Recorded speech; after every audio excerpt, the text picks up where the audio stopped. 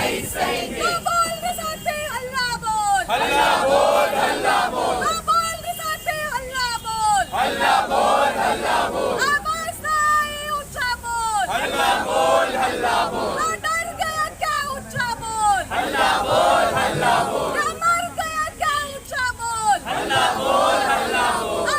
में जो गलत शब्द प्रयोग किए गए हैं रमेश बिदूड़ी के द्वारा, उसमें कुछ शब्द हम लोग देख ही नहीं रहे। स्पष्ट रूप से पार्लियामेंट में बैठ के रमेश बिदूड़ी एक विशेष धर्म को आतंकवादी बोल रहा है। वो आतंकवादी बता रहा है, वो कह रहा है कि ये आतंकवादी है। अगर कोई लड़की बुर्का पहनेगी तो वो आतंकवादी है। कोई दाढ़ी बढ़ाएगा और वो मुसलमान होगा तो वो आतंकवादी है। जो नरेंद्र मोदी ने बोला था कि ये एक विशेष कपड़ा पहनने वाले अलग से पहचान में आ जाते हैं, यानी कि रमेश बिदूड़ी स्पष्ट रूप से उन सबको आतंकवादी बोल रहा है। और वो बता रहा है, वो वहां से मैसेज भेज रहा है कि ये सब आतंकवादी है। वो डायरेक्ट इस्लामिक मुसलमान को आतंकवादी बोल रहा है, पार्लियामेंट से आतंकवादी बोल रहा है। ये कहां तक सही है? हम चाहते हैं कि पूरा भारत हमारे साथ आकर खड़ा हो, हर कोई हमारे साथ आकर खड़ा हो, क्योंकि आज हमें पार्लियामेंट से स्पष्ट रूप से आतंकवादी बोल दिया गया है। बता दिया गया है बीजेपी के द्वारा कि ये आतंकवादी है, मुसलमान आतंकवादी है।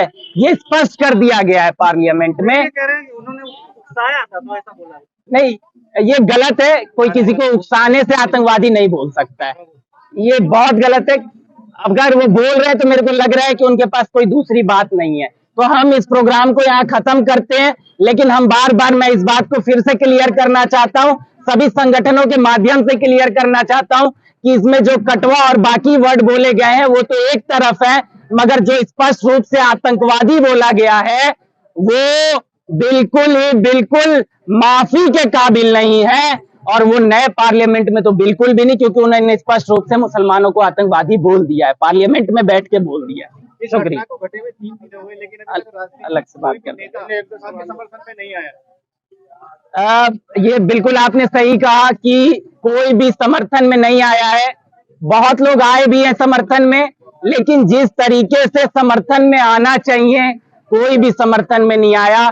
तथाकथित, क्योंकि सबको स्पष्ट हो चुका है कि शायद ये 125 करोड़ वोट बैंक नहीं है। एक तरफ जितना भी हम वो हिंसा फैला के और अंतिम में वो जो करते हैं हमेशा की तरह वो करके वो उस एक विशेष का वोट ले लेंगे और फिर से 2024 में वो आ जाएंगे।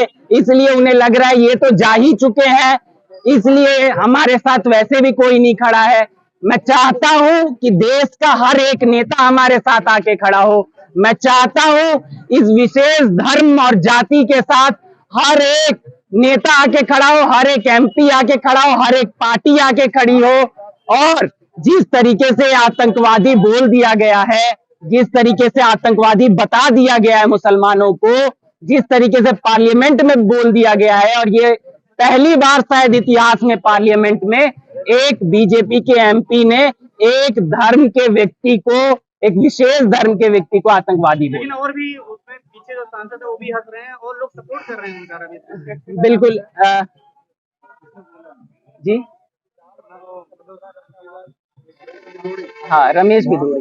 देखिए, देश की सबसे पुरानी पार्टी कांग्रेस जो कि मुस्लिमों को साथ लेके चलती है, अभी तक वो आपके इस मसले में आगे नहीं आई। बिल्कुल क्लियर है कि जैसा बताया कि कह रहे हैं, हमारे राहुल गांधी कह रहे हैं कि वो मोहब्बत की दुकान खोल रहे हैं। मैं चाहता हूं कि राहुल गांधी सच में मोहब्बत की दुकान खोले, सच में मोहब्बत की दुकान खोले।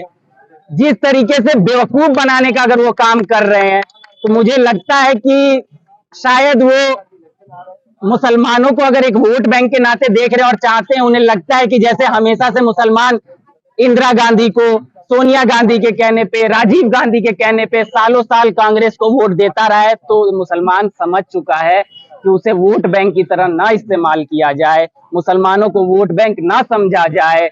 हरियाणा में जिस तरीके से हुआ, उससे पहले भी जहां जहां जिन जिन जगहों पे मुसलमानों के साथ बदतरी हुई है इस विशेष धर्म के लोगों के साथ, आज पार्लियामेंट में ये पहुंच चुका है और पार्लियामेंट में बोला गया है आतंकवादी बोल रहे हैं।